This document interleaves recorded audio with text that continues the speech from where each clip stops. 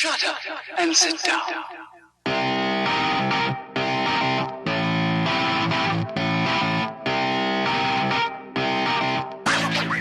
What's going on, everybody? This is the MMA Complex. My name is Josh. And I'm James. We're back, brand new episode. It is December 10th, 2020, nearing the end of the year.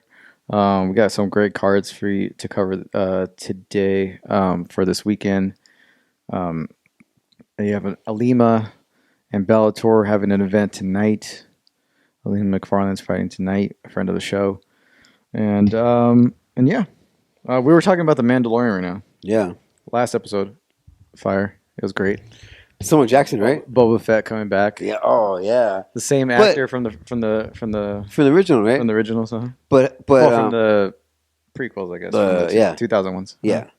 But did they explain how he escaped? No. Do they do it in the comic books at all or something like that? I thought they covered it in like comic books or books. They might have. But I thought he just kind of blasted it. Everybody kind of suspected he could have blasted his way out. I mean, if anybody could get out, him. Yeah, with him, yeah. You know. But it's kind of weird because not weird, but the Mandalorians and I guess the bounty hunters are two different things. Yeah, two different things. He was.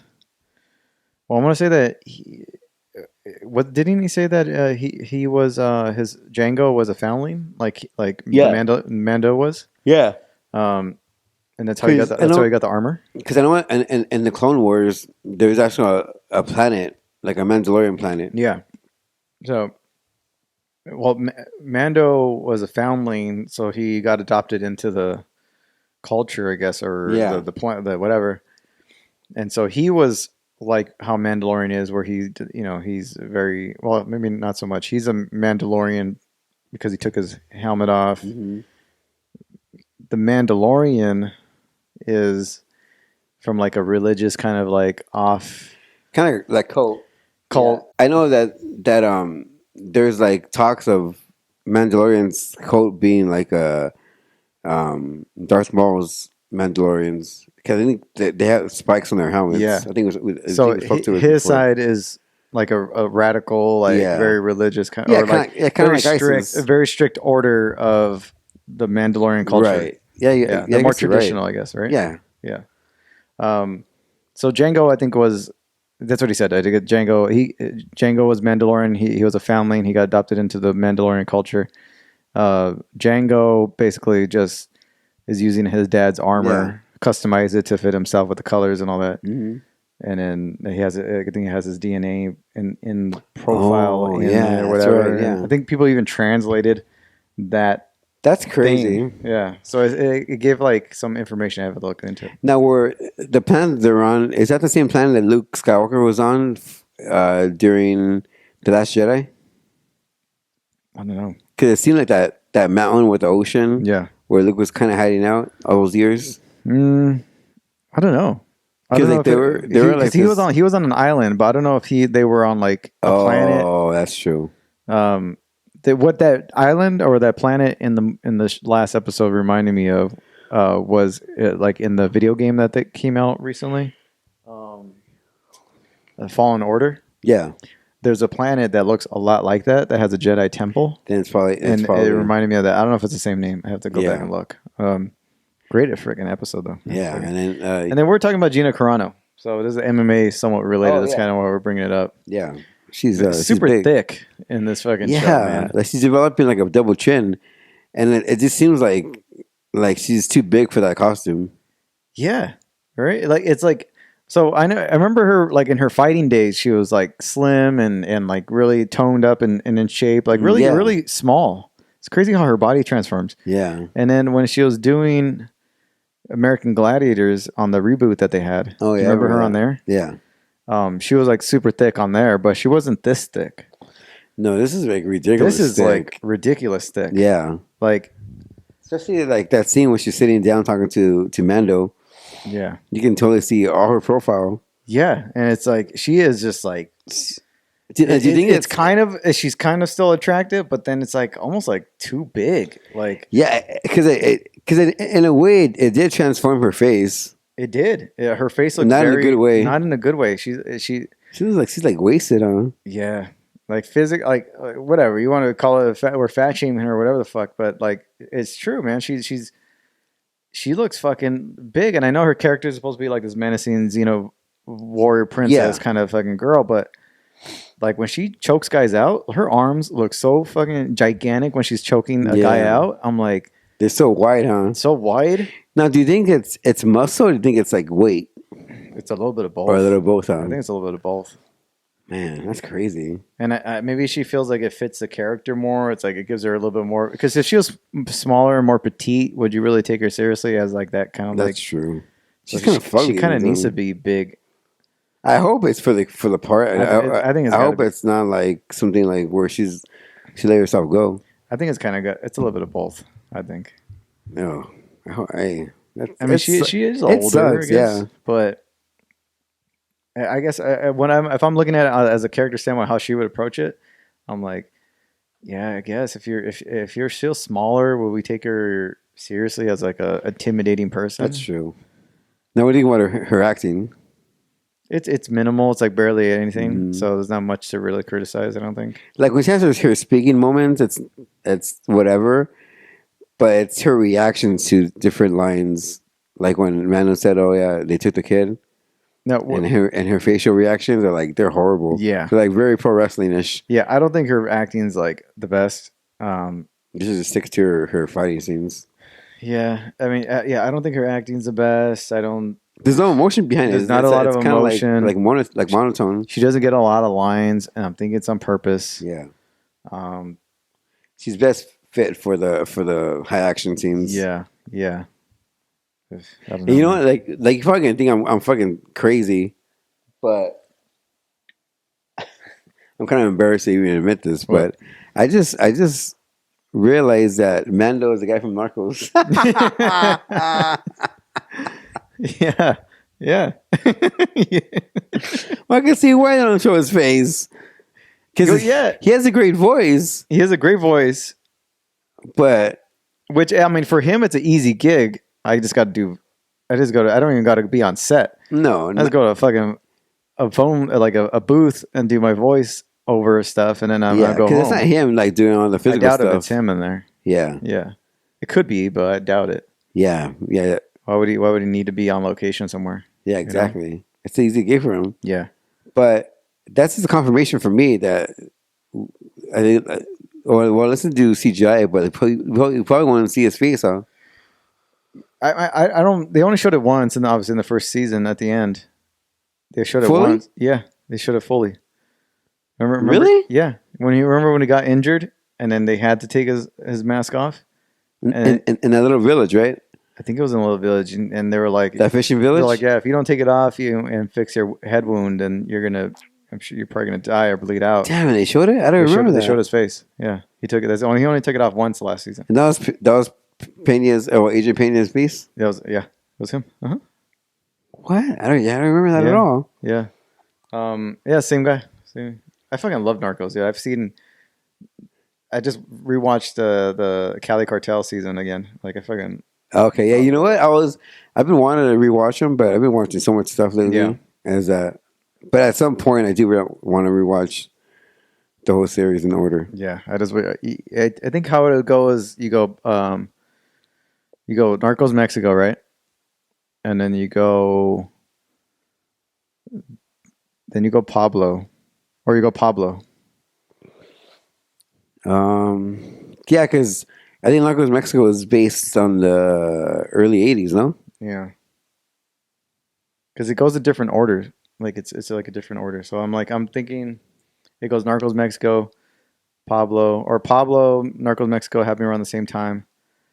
And that's right, because wait, no. Yeah, and then so I would say after I think it's Pablo's season, 2 seasons, and Narcos Mexico's 2 seasons are kind of happening around the same time. Roughly around the same time. And then Cali Cartel season is basically like you put that at the end. And anything after now will jump off from that point on. Because Narcos Mexico season 2 had characters from Cali Cartel, right? Yeah, at Cali Cartel, and Pablo was still alive and doing his thing. So he wasn't dead yet. Yeah, I gotta do like some research and then I'll watch it the way you're supposed to watch it. Yeah, Because you know about that kind of stuff. Somewhere in between. Right there. Part for season 1 and 2. But yeah, back to Mando and Gina Carano being super thick, and yeah, she's like very, very thick in that freaking show, man. Yeah, almost too thick, and I think so too. Yeah. Let's see. Tonight. Oh, I want to get to some fight talk. Yoel Romero, obviously cut from the UFC, or negotiations didn't go through. He decided to test free agency. So Bellator said they passed up on him, and PFL said they passed up on him. I think BKFC is somewhat interested. One Championship hasn't said anything yet, and I'm sure Ryzen will probably be interested. And someone else got let go, huh? That's like notable. Yeah, who was someone else? Well, I want to say it was a female fighter, no? Oh, Rich Ostovich. There you go. Yeah, but that was coming, I think. So yeah, I haven't looked into what Coker's reasons were for not signing Yoel. I thought that would have been a easy kind of signing. Maybe because like he knows that the outside people and fans and media alike probably see Bellator as picking up the UFC scraps. Yeah, I think they want to get away from that. He doesn't want to be associated with that. Yeah. That makes sense. PFL, I thought they just picked up Verdum. Yeah, I don't know. I mean, as far as him being let go of the UFC, I think a lot of people that I know were surprised. I wasn't really surprised. One, he had a losing record. Two, his age. Yeah. I mean, and the cost of him, his price tag. He's not cheap. He's not cheap to keep around. Yeah. I mean, he's up there in age. I mean, why do you want to just that pay structure can be put somewhere else? Yeah. I mean, I guess to his defense, I guess you would say, is his losses were to top 5 guys, championship title fights type of thing. Even for his age, he's still a dangerous guy. Very relevant, and very relevant and a big name, and people know who he is. You know what I mean? For the most part, even almost mainstream people are kind of somewhat familiar with Yoel Romero. I don't know. I'm not sure what options he has left, and who's actually reached out to him. I recently saw that he was, considering offers from different promotions. Will he go the BKFC route? I don't know. I think he should just go to Risen, or One, and that's it. Yeah, because if you're gonna why step down when you can continue to be fighting top guys elsewhere? Well, because I know that BKFC is throwing a lot of money out. They got Paige Van Zandt to sign on for like a year or something like that. So that's I can see them scooping him up. I don't know. I kind of don't want him to go that route. Not that he can't compete. I think he can. Yeah. Oh, definitely. But I don't. He can be a champion outside the UFC easy. Yeah, but I don't know. I think Coker actually did come out and say that he was looking to get away from that UFC signing type of stuff and build their own roster up. And stuff like that. Because they're always like the kind of laughing stock of MMA. Like you guys need all the UFC scraps. Yeah, pretty much. But let's see. The Russian promotion KSW is interested in him. See, now that's good. Like outside One and Risen, I think that's a good promotion to be in. Yeah, because it's somewhat known too. BKFC is interested in him, and I would assume that One Championship and Ryzen are kind of considering him too. If I was him, I'd probably go to Ryzen or One Championship, or be a floater and fight for all 3. Yeah, you're right. Yeah, take a fight in KSW, take a fight in One Championship. Yeah. Because he's at the. I mean, saying he's at the tail end of his career is an understatement. But you want to make the most money you can, considering to you have like maybe a couple years left of your career. I think it depends on what he wants to do. Is he looking to make money, or is he looking to like make some type of like career statement, a championship run? Because I think that if you don't have the belt in the UFC, then those belts don't really mean shit, especially to fans and you might as well and make money. Media alike. Yeah. You're up there in age. You can, in your 40s. Why not just fight for money? Yeah. Why not fight? Yeah, you're right. Yeah. Yeah. Take like a big fight and like a big Japan promotion. Because I mean, is holding the risen belt going to mean anything? Probably not. No. And then what if you lose to some of these no-name kind of guys? Yeah, I mean, it just makes it worse. It'd be better to lose to like a big name. Like that's why Bellator would have been better. Like to fight like a Musashi or to fight somebody like that, like a credible opponent. Yeah. And if anything, you're going out there and you're fighting young, hungry. But promotions like one, for example, they have sprinkles of big names. Yeah. Where they can just fight. And in one championship, I think one championship would be good in terms of finding a legitimate organization that will like promote their fighters in a legitimate way. Or you could go like the overseas kind of like, I want to say freak shows, but like that unknown competitive like pool of talented fighters out there, like in Ryzen or in KSW. Yeah, because that's like one of the good things about one is that you're fighting in foreign soil where I think those kind of audience kind of appreciate guys like Yoel. Yeah. Where in America, if you're not knocking anybody out, people don't give a fuck about you. If he's gonna go overseas, I'd prefer him to go Asian. Yeah. Go Ryzen or go one. Yeah. If you go KSW with Russians and like you're fighting juiced up monsters that nobody knows. Exactly.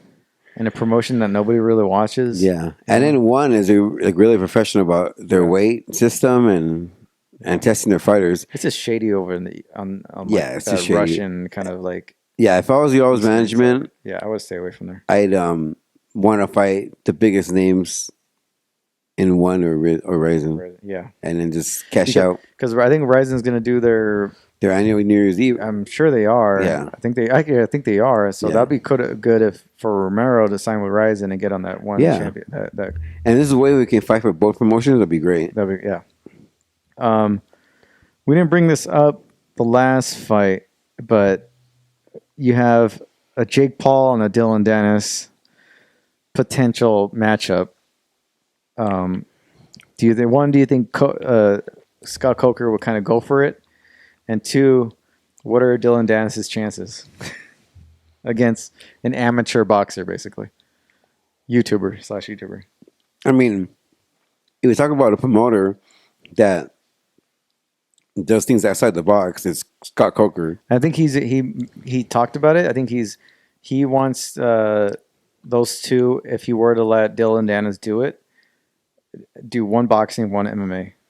I'm thinking, obviously, if Dennis loses the boxing, you bring it over to MMA, and his chances go way up. Yeah, but I think Scott Coker. To answer your first question, I think Scott Coker would do it. Mm-hmm. But I don't give Dylan any chance at all. Yeah, I don't know. In a boxing fight, I wouldn't want him to do it because it's just like he's not the best representation of a mixed martial artist. To go over and fight a high-profile, not even a legitimate boxer, and lose in boxing, it doesn't make the sport look bad. I don't think there's a win-win for the sport, at least. Maybe for Dylan's pocketbook. But I think that in his case, in Dylan's case, with the sport, I think unless you're a hardcore fan, you know who this guy is. Yeah. So him losing a boxing match won't do shit for mainstream people would be like some random MMA guy. And people would just label Dylan as a nobody, so that fight doesn't really count. Yeah, and it doesn't really tarnish UFC because he's not like a former UFC. So I don't think it tarnishes the sport at all, just because he's not known outside to the hardcore fans. Because let's say he currently fights for Bellator, but he fought for UFC at one point. They would probably label him former UFC fighter. Loses to Jake Paul. Yeah. Blah, blah, blah. And I think that if he ever fought with the UFC, I think he'd be more popular than he is now because the UFC has a PR machine behind him. The fact that he hasn't fought for the UFC, how many casual people follow Bellator, not B know who this guy is? Not a lot. Yeah. So is he gonna just because he's associated with Connor? That's about it. Yeah. Probably not. He would just be known as Connor's guy. He's not known. Well, we haven't seen a whole lot of his stand-up. We know he can kind of trade kicks and punches, but most of the striking most of the time is to set up, a takedown and go for his jiu-jitsu, which he's more proficient at. But I mean, I don't see it as a bad thing for the sport, just because no one knows who he is. Yeah. So yeah, I don't see him winning. Yeah, and I think the fact that Coker is a boxing guy first, I think, or kickboxing guy. I think he would allow this, but I think under his terms as well. Yeah. But I think on his Scott Coker's terms, I don't think it's going to happen. I don't think this guy's going to agree to do an MMA fight. Do both? No. I doubt it. No. Because there's more hype. They'll be on like Mike Tyson's next Holyfield exhibition match featuring Jake Paul and Dylan Dennis. That'll be way more money, way more hype. Yeah. Then going over to Bellator and who's really going to watch? Because Jake Paul has more to lose, I think. Way more to lose. And those two brothers they're not slouches either in terms of athleticism and skill. Because they were I think they were high school wrestlers. Mm-hmm. They've been training in boxing like full time for the past 2 or 3 years with high level trainers. Yeah. They're big guys. They're like 6'2" each of them. Yeah. They're freaks. They're freaks nature. Yeah, they're freaks. And they're millionaires. They're freaking YouTube millionaires. I mean, I don't know, man. That's crazy. Yeah, they're freak athletes. I mean, they're athletes for freak athletes in terms of like they're YouTubers, but they're athletic guys who have a lot of dedication and they've done a lot of they've put in a lot towards the boxing side. You know? They're taking it seriously more than their opponents, I would say. But do I think it's gonna happen? Maybe probably not. not. Probably not. No, probably just because I know Coker is gonna throw the whole MMA thing out there. Yeah, because it's not gonna happen. Yeah, is it gonna benefit Bellator in any way? I don't think it is. No one's gonna stop and watch Bellator because of this fight. No, unless they do some like co-promotion and it's a pay-per-view and Jake Paul gets a cut of the revenue or something like that. Yeah, then maybe. Just a little side note, just keep an eye on for all you MMA fans out there. There is that lawsuit, the antitrust lawsuit that involves several fighters and the UFC. That is moving closer and closer to high-level courts. That one moves forward with judge granting a class action status.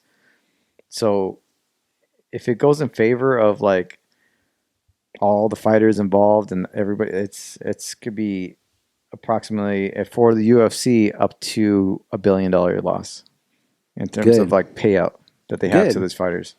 Some of the biggest names involved are like Nate Quarry, Kung Lee, and John Fisher. Those are some of the biggest names involved. Yeah, I never liked Kung Lee. No, me neither. I mean, not really. Yeah. Although when I was like in high school and UFC wasn't on TV yet, and the only way you could get it basically was either on the internet somewhere or like on DVDs or wherever you could get a hold of it. I used to watch whatever was on TV, and Kung Lee's kickboxing and Shanso kickboxing fights were always on like late night. So that's how I became known of him. But that could be a good casting for Liu Kang. Yeah. Well, the Mortal Kombat movie is coming out on HBO Max and streaming. Warner Brothers doing their whole freaking lineup. That's crazy, man. I don't want to get into that, but it's crazy what they're doing. Do you think theaters will be around? I think so. Yeah, I went to the movie theater not so long ago. It was fine. I think everybody's like, "Oh, this is the end of theaters." No. With the vaccine coming out shortly, I think. And people want to get out of their house, go on dates. Summer, fall of this next coming year, I think it'll be almost back to normal. Like everybody's like, "Oh, this is the end of like Broadway shows. This is the end of theaters, movie theaters." Now, to say that's not going to affect us as far as the recession goes, I mean, like it's going to hit us hard that way. But I think we're going to recover, like how we recovered in the past. And I think AMC or Regal Cinema, I think those companies might go away.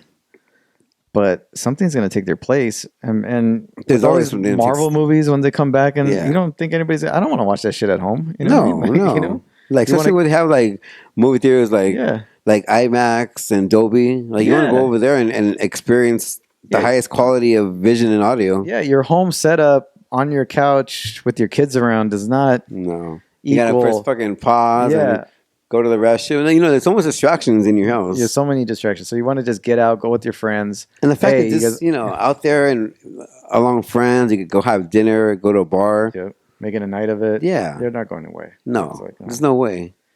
I don't want to be fucking watching this movie at home. Fuck that. Can you imagine? Horrible. I mean, some movies, Some movies I'm not going to go to the theaters for. No. I'd rather watch it at home. Yeah. But like those high budget ones? High budget ones? Especially with comic books movies? Yeah. Fuck yeah. I want to go over there in person. Yeah. This tonight is Bellator 254. That is Alima Macfarlane against Velasquez. That's CBS Sports. That is tonight. We'll get to that card right now.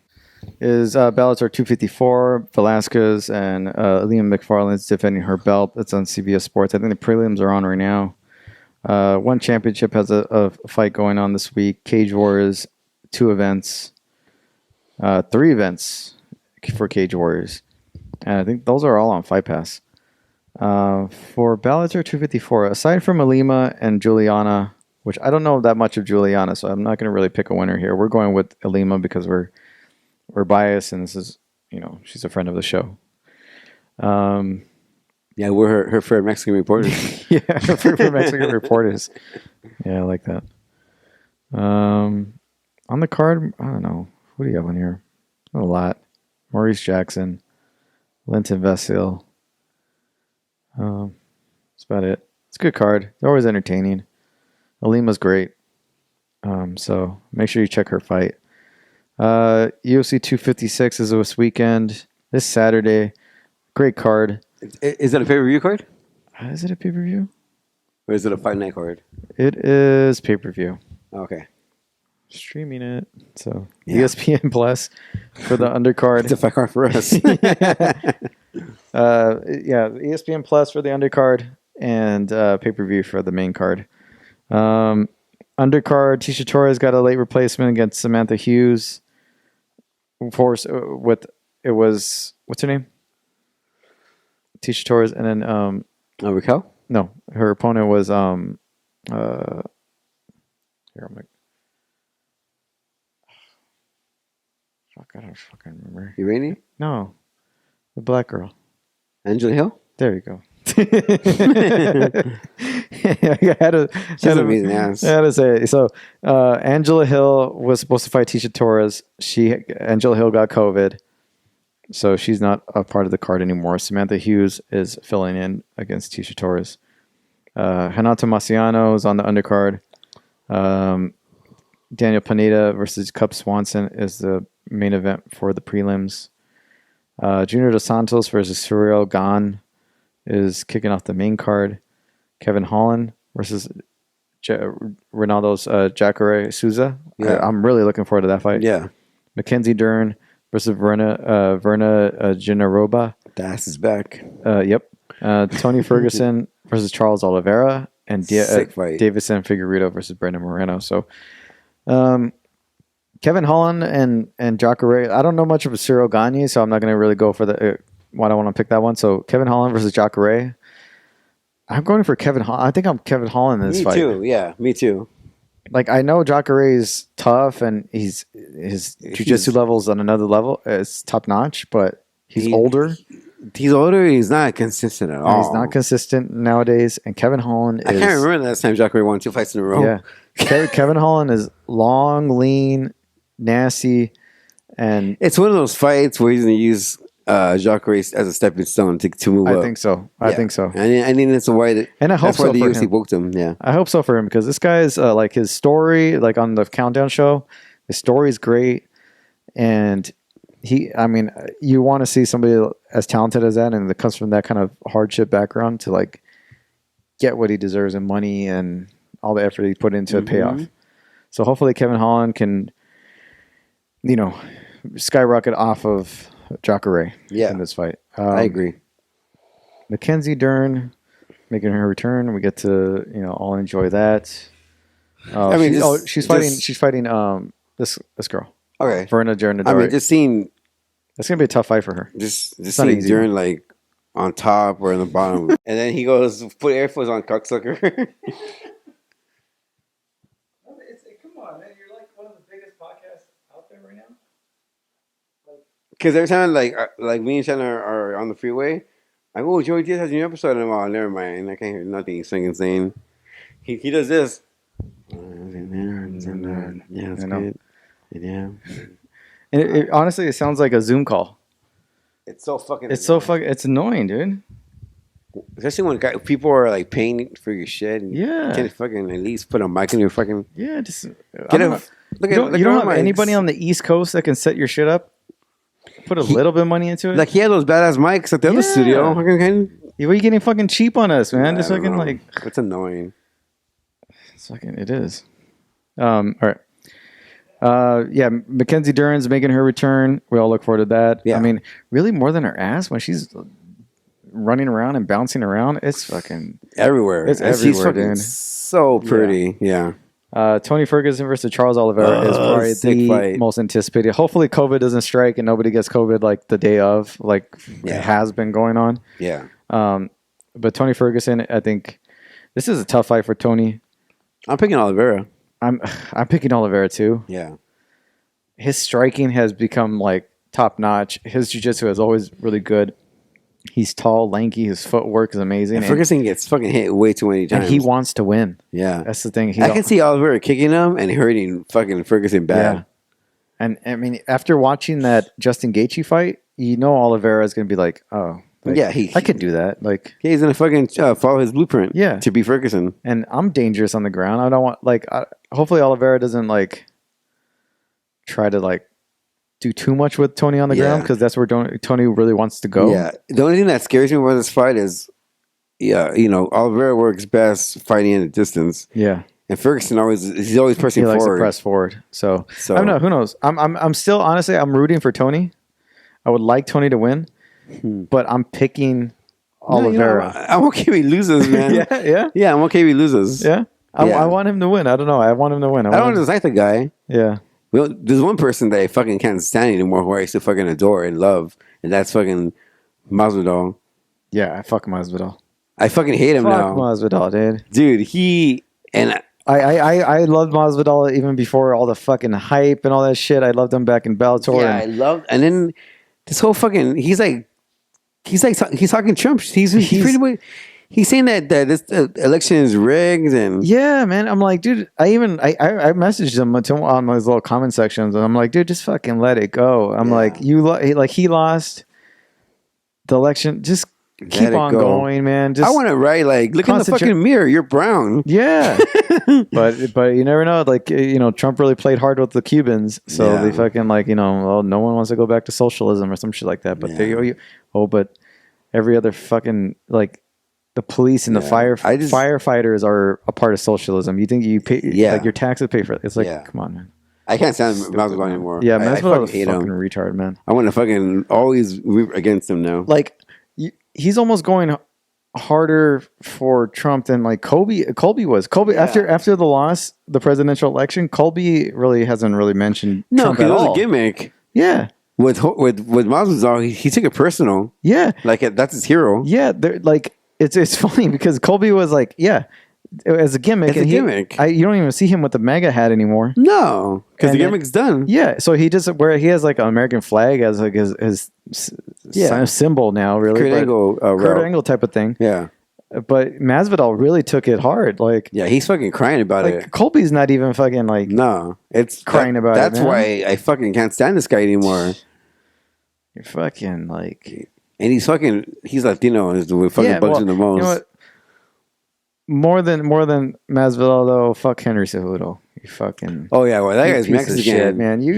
He's a fucking god. Fuck Henry Cejudo, man. Yeah, fuck him. That guy has because Trump called Mexicans rapists. Yeah, rapists, murderers. Yeah, your mom, this guy's gonna fucking support him. Your mom's your mom doesn't even speak English, man, and you have a slap to the face. Slap to the face, dude.